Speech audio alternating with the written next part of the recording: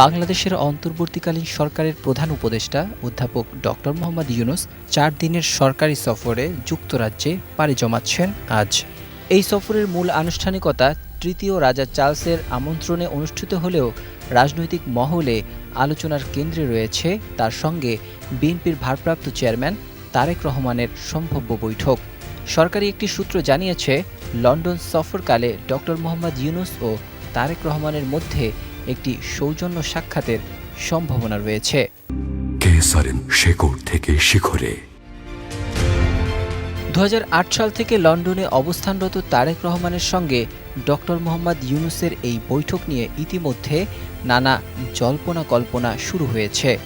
বিএনপির ঘনিষ্ঠ একটি সূত্র জানিয়েছে, যদি সাক্ষাৎ হয় তবে তা শুধু সৌজন্য সাক্ষাৎ নয়, এখানে আগামী জাতীয় সংসদ নির্বাচন ও জুলাই গণহত্যা নিয়ে গুরুত্বপূর্ণ আলোচনা হতে পারে।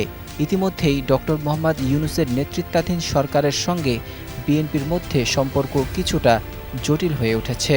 সরকার যেখানে আগামী এপ্রিলের প্রথমার্ধে নির্বাচন আয়োজনের সিদ্ধান্ত ঘোষণা করেছে, সেখানে বিএনপি বলছে ওই সময় নির্বাচন অনুপযুক্ত।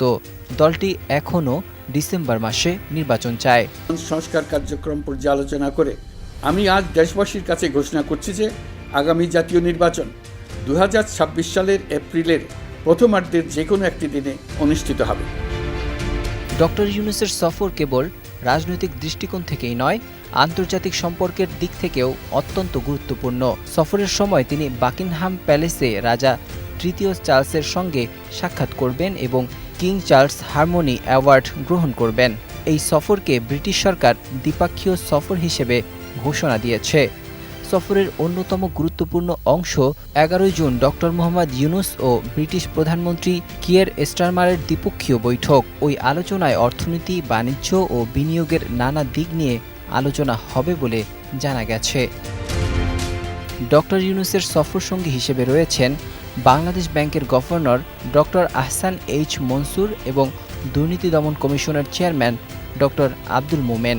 ধারণা করা হচ্ছে এই সফরের মাধ্যমে বাংলাদেশ যুক্তরাজ্য সম্পর্ককে একটি নতুন মাত্রায় নিয়ে যাওয়া হবে, বিশেষ করে অর্থনৈতিক সহযোগিতা ও বিদেশি বিনিয়োগ আকর্ষণে। এদিকে তারেক রহমানের রাজনীতিতে সক্রিয় অংশগ্রহণ আবারও আলোচনায় এসেছে। দীর্ঘ ১৭ বছর পর তার বিরুদ্ধে সব মামলা খালাস বা প্রত্যাহার হওয়ার পর দেশে তার ফিরে আসার পথে আর কোনো আইনগত বাধা নেই। যদিও তার স্ত্রী জুবাইদা রহমান সম্প্রতি একবার দেশে এসেছিলেন, তারেক রহমান এখনও দেশে ফিরে আসেননি। সব মিলিয়ে এই সফর শুধু একটি কূটনৈতিক সফর নয়, বরং বাংলাদেশের অভ্যন্তরীণ রাজনীতির জন্য একটি বড় ইঙ্গিত বহন করছে। বিশেষ করে নির্বাচন সংক্রান্ত মতপার্থক্য, রাজনৈতিক সমঝোতার সম্ভাবনা এবং আন্তর্জাতিক সম্পর্কের নতুন দিক নির্দেশনা সবকিছু মিলিয়ে ডক্টর ইউনূসের এই সফর বহুমাত্রিক গুরুত্ব বহন করছে। থেকে শিখরে। Text report, ২১ television.